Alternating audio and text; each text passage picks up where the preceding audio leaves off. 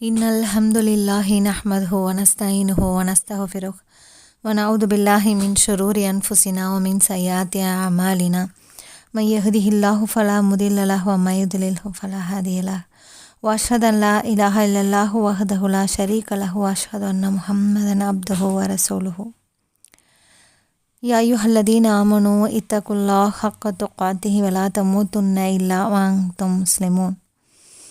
புகழ் அனைத்தும் இந்த விண்ணையும் மண்ணையும் படைத்து பராபலிக்கும் இரட்சகனாகிய அல்லாஹ் ஒருவனுக்கே. அல்லாஹ்வின் சாந்தியும் சமாதானமும் கண்மணி நாயகம் ஸல்லல்லாஹு அலைஹி வஸல்லம் அவர்களின் மீதும் அவர்களின் சத்திய நேரிய வழியில் நடந்த அத்துணை நன்மக்களின் மீதும் நம் மீதும் நம் குடும்பத்தாரின் மீதும் இறங்கட்டுமாக. அப்போ இந்த குர்ஆனுடைய வசனங்கள் இதெல்லாம் ஒரு காஃபிர்கள் இடத்துல கொடுத்தா அவங்களுடைய மனநிலை எவ்வாறு இருக்கும், அவங்களுக்கு இதெல்லாம் எப்படி புரியுமோ அப்படின்னு நமக்குள்ளே ஒரு கேள்வி வருது. இப்போ முத்தகீன்களுக்கு தான் இது நேர்வழி காட்டும், மற்றவங்களுக்கு இது நேர்வழி காட்டாது அப்படின்னா மூசா நபி அவருடைய வரலாற்றில் யூதர்களை பார்த்து அல்லாஹ் சுப்ஹானஹு வ தஆலா சொல்கிறான். அதாவது அவர்கள் தன் பிள்ளைகளை தெரிந்து கொள்வது போல தெரிந்து கொள்வார்கள். எப்படின்னா அவங்களுக்கு ஒரு தாய்க்கும் தகப்பனுக்கும் தான் பிள்ளை எங்கே இருக்க கூட்டத்தில் அப்படிங்கிறது கரெக்டாக பார்த்து அடையாளம் கண்டு கொள்ள முடியும். அந்த மாதிரி இவங்களுக்கு அல்லாஹ்வுடைய செய்திகள் எல்லாம் கிடைக்கப்பட்ட பிறகு அவங்க புரிஞ்சுப்பாங்க. ஆனால் அவங்க ஏற்றுக்கொள்ளவே இல்லை. ஏன் அவங்க ஏற்றுக்கலை? ஏன்னா அவங்க அல்லாஹ் சுப்ஹானஹு வ தஆலா கன்ஃபார்மாக சொல்லிட்டானே, முத்தகீன்களை தவிர மற்றவங்களுக்கு இது வழிகாட்டாது அப்படின்னா அந்த முதல் வசனத்தில் அனைவருக்குமானதாக தான் அல்லாஹ் சுப்ஹானஹு வ தஆலா இந்த குர்ஆனை கொடுத்துருக்கான். ஆனால் முத்தகீன் மற்றவங்க ஏற்றுக்க முடியாது, முத்தகீன்கள் ஏற்றுக்கணும். அப்படின்னா இந்த முத்தகீன்னா என்ன அப்படின்னா, முத்தகீன் அப்படிங்கிற இந்த வார்த்தைக்கான பொருள் நம்ம எல்லாருக்கும் தெரியும். நல்ல நல்ல அடியார்கள்லாம் சொல்கிறான் இல்லையா, எனது நல்லடியார்கள் நம்பிக்கை கொண்டவர்கள் அப்படின்னு சொல்கிறான். இந்த வார்த்தை முத்தகீன் அப்படிங்கிற வார்த்தை இத்தக்கா அப்படிங்கிற அந்த வார்த்தைகள்லேருந்து பிறந்தது அப்படின்னு சொல்கிறாங்க. அப்போ இந்த வார்த்தை கா என்ற வேர்ச்சொல்லிலிருந்து இது பிறந்திருக்கு. அப்போ அதுக்கான அந்த மொழி அடிப்படையில் நம்ம என்ன பொருள் விளங்குது அப்படின்னா, காத்து கொண்டான் அப்படிங்கிற நேரடி பொருள் அது கொடுக்குது. அப்போ எப்படி காத்துக்கிட்டாங்க? ஏன்னா இந்த முத்தகீன்களால் தான் நேர்வழி பெற முடியும். இந்த முத்தகீன்களுக்கான அர்த்தம் காத்து கொண்டான்னு வருது.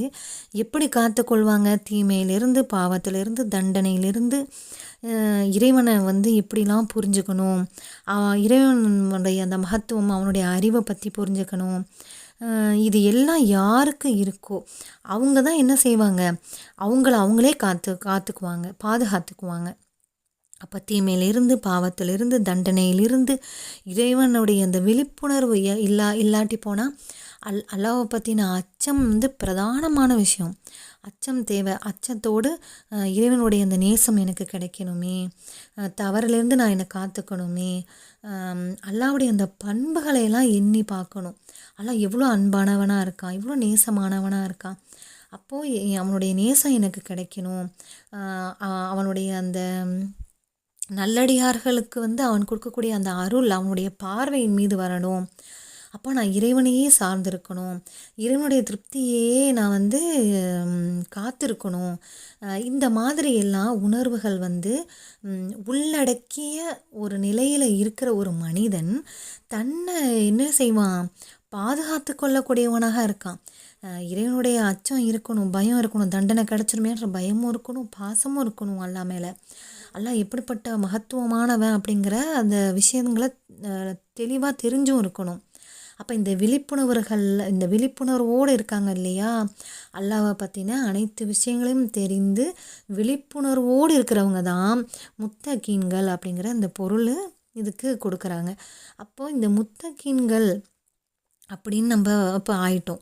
அப்போ இந்த முத்தகீன்கள் மூலியமாக நம்ம விளங்கக்கூடிய மற்றும் ஒரு செய்தி இந்த முத்தகீன்குள்ளே அடங்கியிருக்கு. அது என்ன பொருள் அப்படின்னா, உண்மையை ஏற்றுக்கிற அந்த மனநிலை அப்படிங்கிற அர்த்தம். நம்ம உண்மையை மறுக்காதவனாக, தவறில் வீழ்ந்துடாமல் நம்ம இருக்கணும் அப்படிங்கிற எண்ணம். இது ரெண்டுமே முத்தக்கின்லேருந்து பிறந்த பொருள் தரக்கூடியதாக இருக்குது. அப்போ ஒருவர் தவறு செஞ்சிடக்கூடாது, நான் சரியானவற்றின் பக்கம் நிற்கணும் அப்படின்னு நினைத்தாரு அப்படின்னா, அவர் காஃபிராக இருந்தால் கூட இந்த முத்தக்கின் அப்படிங்கிற அந்த நிலையில் இருந்து அவர் இந்த குரானை அணுகிறாரு அப்படின்னு சொன்னால், இந்த குரானின் ஒளியின் பக்கம் அவரால் நிச்சயமாக வர முடியும். இந்த அதாவது முத்தக்கினுடைய முதல் நிலை அப்படின்னு நம்ம பார்த்தோம் அப்படின்னா, இங்கே அல்லாஹ் சுப்ஹானஹு வ தஆலா சொல்கிறான் இல்லையா, 257வது வசனம் 2வது அத்தியாயம். ஏன்னா இந்த உணர்வை வச்சு தான், அதாவது குறைஞ்சபட்சம் நான் தீமையில் இருக்கவே கூடாது, தீமையின் பக்கம் நான் போயிடக்கூடாது, நான் உண்மையின் பக்கம் நிலச்சிருக்கணும் அப்படிங்கிற இந்த ஒரு உணர்வை வச்சு தான் அல்லாஹ் சுப்ஹானஹு வ தஆலா என்ன செய்கிறான், உள்ளத்தோட மனுஷனை நான் படைத்தேன் அப்படின்னு சொல்கிறான். அப்போ அல்லாஹ்வின் முன்னாடி நான் யார், ஒரு அடிமையாக இருக்கேன், நான் ஒரு இயல்பானவனாக இருக்கேன் அப்படின்னு நான் இருந்தேன்னு சொன்னால், இந்த குரான் எனக்கு வழிகாட்டக்கூடியதாக இருக்குது. வேறு எந்த முடிவு, வேறு எந்த அறிவும் என்கிட்ட இருக்குது அப்படின்னு சொன்னால் என்ன ஆகிடும், இந்த இயல்பு என்கிட்டேருந்து மாறிடும். ஏன்னா அல்லாஹ் சுப்ஹானஹு வ தஆலா சொல்கிறான், இயற்கையாகவே அல்லாஹ் மனுஷனை படிக்கும்போதே இந்த உணர்வுகளை வச்சு படைச்சிருக்கான். அதாவது நான் தவறு இழுத்துடக்கூடாது, நான் உண்மையான ஒரு விஷயத்தில் நான் நிலைச்சிருக்கணும் அப்படிங்கிற இந்த உணர்வை நமக்குள்ளே வச்சே தான் நம்மளை படைச்சிருக்கான். அப்போ இப்படி ஒரு ஃபீலிங்ஸை அல்லாஹ் சுப்ஹானஹு வ தஆலா உள்ளத்தில் வச்சு நம்மளை படைச்சிட்டான். அப்போ நமக்கு நல்லா தெரியும், சின்ன வயசுலேருந்தே பார்த்திங்கன்னா நன்மை தீமை நம்ம மனசே நமக்கு சொல்லும். பொய் சொல்லக்கூடாது, வாக்கு மீறக்கூடாது. அப்போ இந்த உலகத்தை படைச்ச ஏதோ ஒரு உண்மையான சக்தி ஒன்று இருக்குது, இதெல்லாம் சின்ன வயசுலேருந்தே நமக்கு தோணக்கூடியதாக இருக்கும். அப்படிப்பட்ட இயல்போடு ஒருத்தர் இருக்காருன்னா, அவர்கிட்ட இந்த குரான் அடையும் போது அது சொல்லக்கூடிய வார்த்தை அப்படியே உண்மையாக இருக்குமா, ரெண்டுமே ஒன்றா ஒத்து போய் அவர் உடனே இந்த குரானை ஏற்றுக்கக்கூடியவராக இருப்பார். ஆனால் இந்த இயல்பு நிலையை என்ன பண்ணுறாரு, யார் விட்டுட்டாங்களோ, யார் அதை சிதைச்சி வச்சுருக்காங்களோ, அவங்க என்ன பண்ண முடியாது இந்த உலகத்தில். எப்படி சொல்கிறது, ஏன் அவங்களுடைய சிதைச்சிக்கிறாங்க அப்படின்னா, இந்த தேடல்கள் அவங்களுக்கு இருக்கும். ஆனால் அவங்க வேறு ஒரு விஷயத்து மேலே நம்பிக்கை வச்சுருவாங்க. அல்லாவை விட்டுட்டு இப்போ நிறைய நம்ம படிக்கிற காலத்தில் என்ன பண்ணுவாங்க, குரங்குலேருந்து தான் மனுஷன் வந்தான்னு சொல்லுவாங்க. அதை நம்ம நம்பியிருப்போம். நம்ம பிள்ளைங்க அதே மாதிரி சொல்லுது, அதுங்களுக்கு நம்ம விளக்குவோம், இல்லை களிமண்லேருந்து தான் நம்ம படைக்கப்பட்டோம் அப்படின்னு. அப்போ இந்த மாதிரி உலகத்தில் அவங்க தெரிஞ்சுக்கக்கூடிய, அவங்க மனசில் ஏற்கனவே அவங்க வச்சுருக்கக்கூடிய அந்த பொய்யான கண்டுபிடிப்புகள், அவங்க உள்ளத்தில் மற்ற நம்பிக்கைகள்லாம் ஆழமாக இருந்தால், இந்த இயல்பு நிலை அவங்கக்கிட்ட அவங்க தொலைச்சவராக கருதப்படுறாரு, அவருக்கு நேர்வழி கிடைக்காமல் போயிடுது. அப்போ இயல்பு நிலைக்கு நெருக்கமாக உள்ளவங்களுக்கு தான் இந்த குரான் நேர்வழி காட்டும். இப்போ 2 விஷயம் பார்த்துட்டோம். இப்போ 3வது விஷயம் என்ன அப்படின்னா, நாம் எதிர்பார்க்குற அந்த மேலோட்டமான அந்த முதல் நிலை இருக்கு இல்லையா, மீன் அப்படிங்கிற அந்த நிலையை நல்லா ஆழ்ந்து சிந்திச்சு, வாழ்க்கையில் ஒரு மாற்றம் வரணும், என்னுடைய வாழ்க்கை இப்படியே இருக்கக்கூடாது, இன்னும் நிறைய மாற்றங்களில் கொண்டு நான் என்னை சரி செஞ்சுக்கணும், உயர்ந்த நிலையில் நான் இருக்கணும். அப்போ முத்தக்கின்கள்லேயே ரொம்ப பெஸ்ட்டாக, ரொம்ப பவர்ஃபுல்லான ஒரு முத்தகினா நான் இருக்கணும். அப்போது நான் அப்படி உயர்ந்தணும்னா என்கிட்ட நான் ஒரு தக்குவாதாரியாகவும் இருக்கணும். அப்போ இந்த எல்லா பண்புகளும் ஒன்று சேர்ந்து நம்ம உள்ளத்தில் அது இடம்பெற செய்யணும். இப்போ இந்த மனநிலையோடு நம்மளுடைய செயல்களை, இந்த மனநிலை நம்மக்கிட்ட இருந்தால் நம்மளுடைய செயல்களில் நல்ல செயல்களாக அது பிரதிபலிக்கக்கூடியதாக இருக்கும். அடுத்த வசனத்தில் அல்லாஹ் சுப்ஹானஹு வ தஆலா சொல்கிறான் இல்லையா, அல்லதீன யூமினூன பில் கைப் வ யுகீமூன ஸலாத்த வ மிம்மா ரஸக்னாஹும் யுன்ஃபிகூன். அப்போ தக்வாவை நம்ம வளர்த்துக்கணும். இங்கே ஈமானுடைய சிறந்த நிலை எது அப்படின்னு சொன்னால் தக்வா அப்படின்னு சொல்கிறாங்க. அப்போ இறையச்சமான ஈமான்ங்கிறது உயர்ந்த நிலையில் அவங்க இருப்பாங்க. இறையச்சவாதிகள் ஈமானின் உயர்ந்த நிலையில் உயர்ந்த பண்புகள் அவங்கக்கிட்ட நம்ம பார்க்க முடியும். ரொம்ப தக்வாவோட பிணைக்கப்பட்டு இருப்பாங்க. அவங்களுடைய அன்றாட நடவடிக்கைகள்லாம் எப்படி இருக்கும்னா தக்வாவோடு இருக்கும். ஒருத்தவங்கள பார்க்கும்போது, பேசும்போது, அவங்க அவங்களுடைய செயல்பாடு, அவங்களுடைய வணக்க வழிபாடு, அவங்க தீமையிலிருந்து எப்படி அவங்கள காத்துக்கிறாங்க, அவங்க அமல் எப்படி செய்கிறாங்க, அவங்க சிந்தனை, அவங்களோட நம்பிக்கை, இதெல்லாம் எப்படி இருக்கும்னா தக்வாவோட பிணைக்கப்பட்டு இருக்கும். அந்த எல்லா கேரக்டராகவும் நம்மளும் உருவாகணும் அப்படின்னா ஹுதல் முத்தகீன் அல்லாஹ் சொல்கிறான் இல்லையா? அப்போ நான் என்னுடைய எல்லா நிலைகளையும் நான் உயர்த்தணும். அப்படி நான் உயர்த்தணும் அப்படின்னா என்கிட்ட இறையச்சமும் ஈமானும் ஒன்று சேர்ந்து இருக்கணும். அல்லாஹ் சொல்கிறான் வத்தக்குள்ளாக இன்குந்தும் முஃமினீன். 5வது அத்தியாயம் 57வது வசனத்தில் நீங்கள் முஃமினாக இருந்தீங்கன்னா அல்லாஹ்வை தக்குவா கொள்ளுங்க, தக்குவாவோடு இறையச்சத்தையும் இருக்க வேணும் அப்படின்னு சொல்லி அல்லாஹ் சுப்ஹானஹு வ தஆலா இங்கே வலியுறுத்துகிறான். ஈமான் உள்ளவர் என்ன செய்வார்? ஒரு ஈமான் உள்ளவர் எப்படியெல்லாம் இருக்கணும், அவருடைய தன்மைகள் எப்படி இருக்குன்னு சொல்லி நபிமொழிகள் பல நம்ம கேட்டிருக்கோம். நம்ம வாழ்க்கையிலையும் நம்ம இம்ப்ளிமெண்ட் பண்ண தான் செய்கிறோம். விருந்தினரை கவனிக்கிறோம், அவங்கள கண்ணியப்படுத்துகிறோம், அண்டை வீட்டாரோட நம்ம நல்ல முறையில் நடந்துக்கிறோம். அப்புறம் நீங்கள் மூமினாக இருந்தீங்கன்னா நீங்கள் நல்ல சொல்லே பேசட்டும் அப்படின்னு சொல்லி இப்படி பல விஷயங்கள் நம்ம சொல்லப்பட்டிருக்கு. இதையெல்லாம் நம்ம உள்வாங்கி நம்ம இதெல்லாம் நம்ம வாழ்க்கையில் செய்ய செய்ய செய்ய செய்ய தான் இந்த இறையச்சமும் தக்குவாவும் ஒன்று சேர்ந்து நம்மளுடைய செயல்களில் அது வெளிப்பட்டு கொஞ்சம் கொஞ்சமாக நம்ம ஒரு உயர்ந்த முஃமினாக நம்ம மாற முடியும். இதைத்தான் குர்ஆனும் சொல்லுது. 10வது அத்தியாயம் 62வது வசனத்தில். அப்போ இந்த மாதிரி நம்மளுடைய அந்த தக்குவாவோட நம்ம முஃமினாக மாறி நம்மளோட செயல்கள்லாம் அழகாக அழகாக அல்லாஹ் சுப்ஹானஹு வ தஆலா என்ன சொல்லுவான்? நம்ம அல்லாஹ்வுடைய நேசர்களாகவே மாறிடுவோம். 10வது அத்தியாயமும் 62 63வது வசனத்தில் அல்லாஹ் சொல்கிறான், நீ அல்லாஹ்வுடைய நேசர்களுக்கு எந்த பயமும் இல்லை, அவங்க கவலைப்படவே மாட்டாங்க. அப்போது இறைவனை நம்புவாங்க, இறைவனுக்கு அஞ்சுவோராக இருப்பாங்க. அவங்க இறைவனை நம்புவாங்க, பயப்படுவாங்க அப்படின்னு சொல்லி அல்லாஹ் சுப்ஹானஹு வ தஆலா சொல்கிறான். அடுத்து 2வது அத்தியாயம் 177வது வசனத்தில் என்னென்ன கேரக்டர்லாம் நம்மக்கிட்ட இருக்கணும், நம்ம எப்படியெல்லாம் ஒரு முஃமினாக ஆகணும், தக்குவாவும் ஈமானும் இறையச்சமும் தக்குவாவும் ஒன்று சேர நம்மக்கிட்ட இருக்கக்கூடிய அதை நம்ம வளர்த்துக்கக்கூடிய அனைத்து பண்புகளும் இந்த வசனத்தில் சொல்லப்பட்டிருக்கு. செயல்பாடு எப்படி இருக்கணும், வெளிப்புற வாழ்க்கை எப்படி இருக்கணும் அப்படிங்கிறது சம்மந்தமாக இந்த வசனத்தில் அல்லாஹ் சுப்ஹானஹு வ தஆலா சொல்கிறான். உங்கள் முகங்களை நீங்கள் கிழக்கு நோக்கியோ மேற்கு நோக்கியோ திருப்புவதில் மட்டும் உங்களுக்கு நன்மை கிடைச்சிடாது. மாறா அல்லாஹ்வையும் இறுதி நாளையும் வானவர்களையும் வேதத்தையும் நபிமார்களையும் நம்புவோருக்கும் உறவினர்களுக்கும் அனாதைகளுக்கும் ஏழைகளுக்கும் நாடோடிகளுக்கும் யாசிப்பவர்களுக்கும் அடிமைகளை விடுதலை செய்வதற்கும் மன விருப்பத்தோடு செல்வத்தை வழங்கணும். இல்லை இல்லாதப்பவும் என்ன செய்யணும், மன விருப்பத்தோடு அந்த செல்வத்தை கொடுக்கணும். தொழுகை நிலைநாட்டணும், ஜக்காத்தை வழங்கணும், வாக்களித்தா அவங்களுடைய வாக்கை நீங்கள் நிறைவேற்றணும். வறுமை, நோய் மற்றும் போர்க்களம் எல்லாத்தையும் நீங்கள் சகிச்சு கொள்ளுவோராக நன்மை செய்பவர்கள் இருப்பாங்க. அவங்களே உண்மை சொன்னவங்க, அவங்க தான் அல்லாஹ்வை அஞ்சுறவங்க. அப்போ இந்த உண்மை சொன்னவங்களும் அல்லாஹ்வை அஞ்சுறவங்களும் எப்படியெல்லாம் இருக்கணும் அப்படின்னு சொல்லிட்டு அல்லாஹ் சுப்ஹானஹு வ தஆலா சொல்லிட்டு எச்சத்தோட உங்களுடைய வணக்க வழிபாடுகள் இருக்கணும் அப்படின்னு வலியுறுத்துகிறான்.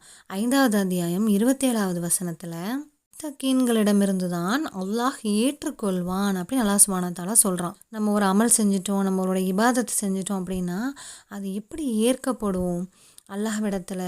அந்த உள்ளம் எப்படி இருந்தது, அதில் தக்குவா இருக்கா, அதில் ஈமான் இருந்ததா அப்படிங்கிறத அல்லாஹ் சுப்ஹானஹு வ தஆலா பார்த்துட்டு தான் நம்மளுடைய அமல்களை நம்ம ஏற்றுக்கொள்வான். அல்லாஹ்வை புரிந்தவராக செய்தால்தான் அந்த இபாதத்து கூட நம்மக்கிட்டேருந்து ஏற்றுக்கொள்வான். அது இல்லை அப்படின்னு சொன்னால் நம்மளுடைய எல்லா அமல்களும் என்ன ஆகும், நாசமாக போயிடும். இந்த எண்ணம் இல்லை அப்படிங்கிறப்ப, நல்ல தக்குவா உள்ளத்தில் இல்லை அப்படிங்கிறப்ப நம்மளுடைய இபாதத்துகள் கூட ஏற்றுக்கொள்ளப்படாது. அல்லாஹ்வை புரிந்து நடப்பவர்களுடைய அந்த இபாதத்தை அல்லாஹ் சுப்ஹானஹு வ தஆலா உடனே ஏற்றுக்கொள்ளக்கூடியவனாக இருப்பான். அப்போ என்னுடைய பார்வை, என்னுடைய பேச்சு, என்னுடைய நடத்தை, என்னுடைய வணக்க வழிபாடு, என்னுடைய அமல்கள், இது எல்லாவற்றையும் நான் என்ன செய்யணும், தக்குவாவோடு செய்யக்கூடியவளாக நான் இருக்கணும். நான் என்னுடைய காதால் கேட்கக்கூடிய விஷயங்கள், நான் என் கண்களால் பார்க்கக்கூடிய விஷயங்கள், நான் அன்றாடம் பயன்படுத்தக்கூடிய விஷயங்கள், நான் எதில் இந்த அறிவை எடுக்கிறேன். இன்றைக்கி எல்லார் கையிலையும் ஃபோன் இருக்குது. அப்போ அதில் கூட நான் என்ன செய்யணும், தக்குவாவோடு தான் அதை நான் அணுகக்கூடியவளாக இருக்கணும். ஒவ்வொரு செயல்பாட்டிலையும் இந்த தக்குவா அப்படின்னு சொன்னால் ஏன்னா எல்லா இடத்துலையும் தக்குவா இருக்குது. தந்தை தாயோடு பேசும் பொழுது, நம்மளுடைய கணவன், நம்ம பிள்ளைகள், நம்மளுடைய கணவர் வீட்டார், இப்படி நம்மளுடைய சகோதரர்கள், இரத்த பந்தம் எல்லாவற்றையும் நம்ம என்ன செய்யணும்? தக்குவாவோடு அணுகக்கூடியவர்களாக இருக்கணும். அடுத்து நம்ம ஒரு தவறு செஞ்சால் கூட நம்ம தக்குவாவாதிகளாக இருக்கணும் அப்படின்னு சொல்கிறாங்க. யார் சொல்கிறா? அல்லாஹ் சுப்ஹானஹு வ தஆலா சொல்கிறான். நீங்கள் தப்பு செய்தாலும் தக்குவாவாதியாக நீங்கள் இருக்கணும். ஏன்னா அல்லாஹ் சுப்ஹானஹு வ தஆலா சொல்கிறான், ஆதமுடைய மகன் என்ன செய்கிறானாம்? இரவுலையும் பகல்லையும் தவறளிக்கக்கூடியவனாக இருக்கான் அப்படின்னு சொல்கிறான். அப்போ உலகத்தில் பிறந்த எல்லாருமே தப்பு செய்யக்கூடியவர்களாக இருக்கும். தக்குவாவாதிகள் தவறு செய்ய மாட்டாங்க அப்படிங்கிற அந்த கண்ணோட்டத்தை தாண்டி தக்குவாவாதிகள் தவறிழைப்பாங்க. ஏன்னா அல்லாஹ் குரான்லேயே சொல்லிட்டான் இல்லையா? அப்போ தவறு செய்யக்கூடியவர்கள் தக்குவாவோடு இருக்கிறவங்க எப்படி அந்த தவறுலேருந்து வெளியே வருவாங்க அப்படிங்கிறது தான் இங்கே நம்ம கவனிக்க வேண்டிய முக்கியமான ஒரு விஷயம். அப்போ தப்பு செஞ்ச உடனே ஐயோ தப்பு பண்ணிட்டோமே அப்படின்னு இந்த உள்ளம் உறுத்தணும். அப்போ அந்த முத்தகீன் அப்படிங்கிற அந்த நிலைமை இருக்கு இல்லையா? உண்மையில் நம்ம நிற்கணும், தவறுலேருந்து நம்ம வெளியில் வரணும் அப்படிங்கிற அந்த நிலையை நம்ம சிந்திச்சு என்ன செய்யணும்? உடனே நம்ம விலகணும், பாவ மன்னிப்பு கேட்கக்கூடியவர்களாக நம்ம ஆகணும். அப்படி ஆகிறவங்க தக்குவாவாதிகள் அப்படின்னு அல்லாஹ் சுப்ஹானஹு வ தஆலா சொல்கிறான். ஏன்னா அல்லாஹ் சுப்ஹானஹு வ தஆலா சொல்கிறான், 3வது அத்தியாயம் 133லேருந்து 136 வரைக்கும் உள்ள வசனங்களில் அல்லாஹ் சுப்ஹானஹு வ தஆலா இதை குறித்தே சொல்லக்கூடியவனாக இருக்கான். வல்லதீன இது ஃபஅலு ஃபாஹிஷத்தன் அவ் ஸலமு அன்ஃபுஸஹும். அல்லாஹ் சுப்ஹானஹு வ தஆலா சொல்கிறான், அவர்கள் வெட்கக்கேடானதை செய்தாலோ. இங்கே ஃபாஹிஷா அப்படிங்கிறதுன்னு சொல்கிறதுலேருந்து இது எவ்வளோ பெரிய பெரும் பாவத்தில் பற்றி பேசக்கூடிய ஒரு வார்த்தையாக இருக்குது. அப்போ அந்த மாதிரி ஒரு வெட்கக்கேடானதை செய்கிறத முஃமின்களுடைய அந்த தன்மையில் அல்லாஹ் சுப்ஹானஹு வ தஆலா வைக்கிறான். அப்படின்னா அந்த முஃமின்கள் எப்படி இருப்பாங்க? அவங்களுக்கு அவங்களே தீங்கு இழைச்சி கொண்டா என்ன செய்வாங்க? அல்லாஹ்வை நினைத்து அவங்களோட பாவங்களுக்காக அவங்க மன்னிப்பு தேடக்கூடியவங்களாக இருப்பாங்க. அல்லாஹ்வை தவிர பாவங்களை மன்னிப்பவன் யார் அப்படின்னு தாங்கள் செஞ்சதில் அப்படியே என்ன செய்வாங்க? தெரிஞ்சுக்கிட்டே அவங்க அதில் நிலைச்சிருக்க மாட்டாங்க. பாவத்தில் ரொம்ப நாளைக்கு நீடித்து நிலைச்சிருக்க மாட்டாங்க. உடனே என்ன செஞ்சுருவாங்க? அல்லாஹ் இடத்துல மன்னிப்பு கேட்பவர்களாக இருப்பாங்க. அப்படி மன்னிப்பு கேட்குறவர்களுக்கு அல்லாஹ் சொர்க்கச்சோலைகளையும் அவர்களுக்கு கூலியாக இருக்கான். அவற்றின் அருகில் கீழ்ப்பகுதியில் ஆறுகள் ஓடக்கூடியதாக இருக்குது. அதில் அவர்கள் நிரந்தரமாக இருக்கக்கூடியவர்களாக இருப்பாங்க. அப்போது நன்கு செயல்பட்டவருடைய கூலி மிகவும் நல்லது அப்படின்னு அல்லாஹ் சுப்ஹானஹு வ தஆலா சொல்கிறான். அப்போ இந்த முத்தகீன்கள் பாவம் செஞ்சால் கூட என்ன செய்கிறாங்க? அல்லாஹ் இடத்துல சரணாகதி அடைஞ்சு அல்லாஹ்வை தவிர வேறு யாரும் நம்ம பாவங்களை மன்னிக்க முடியாதே அப்படின்ட்டு போகிறாங்க. அவங்க செழிப்புலையும் என்ன செய்வாங்க? வறுமையிலையும் நல்ல வழியில் செலவிடுவாங்க. கோபத்தை மென்று விழுங்குவாங்க, மக்களை மன்னிப்பாங்க. நன்மை செய்தவங்களை தான் அல்லாஹ்வும் நேசிக்கக்கூடியவனாக இருக்கான் அப்படின்னு இங்கே அல்லாஹ் சுப்ஹானஹு வ தஆலா ஒரு தக்குவாதாரி, ஒரு முஃமின் எப்படி எந்த நிலையிலிருந்து தாங்க தெரியாமல், மனிதன் தெரியாமல் ஏதோ அறியாமையில் எப்படி சொல்கிறது, அந்த கால சூழ்நிலை இப்படி ஏதோ ஒன்று விஷயத்தை கொண்டு சைத்தான் அவங்கள வழிகெடுத்துட்டா அவங்க உடனே என்ன செஞ்சிடறாங்க? திருந்தி அல்லாஹ் இடத்துல அந்த பாவத்தில் நிலைச்சிருக்க மாட்டாங்க. தான் செஞ்ச உடனே அவங்க என்ன செஞ்சிருவாங்க? அதை ரெகக்னைஸ் பண்ணி உடனே அல்லாஹ் இடத்துல மன்னிப்பு கேட்கக்கூடியவர்களாக இருப்பாங்க. அப்போ இந்த தக்குவாதாரிகளுடைய இந்த பண்புகளை எல்லாம் அல்லாஹ் சுப்ஹானஹு வ தஆலா குரானில் சொல்லியிருக்கான். அப்போ அவங்களுடைய அந்த செயல்கள், அல்லாஹ் சொல்லி கொடுத்த அந்த பண்புகள் என்னுடைய மனதில் நான் ஆழ பதிய வச்சு அதை என்னுடைய செயலுக்கு வடிவம் கொடுக்கறது. இது வரைக்கும் என்ன செயல்னாலும் செஞ்சுருக்கலாம். ஆனால் இனி என்ன செய்யணும்? அந்த தக்வாவோடையும் இறையச்சத்தோடையும் எப்படியெல்லாம் செயல்படணும் அப்படிங்கிற அந்த நோக்கி நம்ம நகரக்கூடியவங்களாக இருக்கணும். அதுக்கு நமக்கு நாமே ஒரு பயிற்சி திட்டத்தை ஏற்படுத்தணும். இப்போது அடுத்து வரக்கூடிய அந்த 2 மாதங்களும் இதுக்கான பயிற்சி, ஒரு முஃமினா, ஒரு தக்குவாதாரியா, இப்படி நம்ம குரானுடைய மனிதனாக வாழணும் அப்படிங்கிற ஒரு பேராசையில் தானே வந்திருக்கோம். அப்போ இது வரைக்கும் மனசை எவ்வளோ அழகாக செட்டில் பண்ணியிருக்கோம். இப்போ நம்ம முன்னாடி ஒரு அறிஞர் பேசுகிறாரு அப்படியெல்லாம் தோணலை. எனக்காக யாரோ ஒருத்தர் எனக்குள்ளேருந்தே பேசுகிறாரே அப்படிங்கிற ஒரு மனநிலையில தான் இருக்குது. அப்போது அடுத்தடுத்து இன்னும் என்னென்ன நம்மளுடைய செயல்களை நம்ம மாற்றம் செய்யணும். இப்போவே சொல்லப்போனால் இந்த ஒரு மாதமா இப்போ இந்த கிளாஸை வந்து கேட்குறோம். இன்னொன்று அதை கேட்டு உள்வாங்கிட்டு நம்ம பேசுகிறோம். அப்போ பேசும்போது நான் எனக்காக என்னை பற்றி தான் நான் பேசுகிறேன். அவங்க கிளாஸில் சொல்லி கொடுத்தாங்க, அதை நான் எழுதி வச்சுருக்கேன், பேசுகிறேன், அப்படி இல்லை.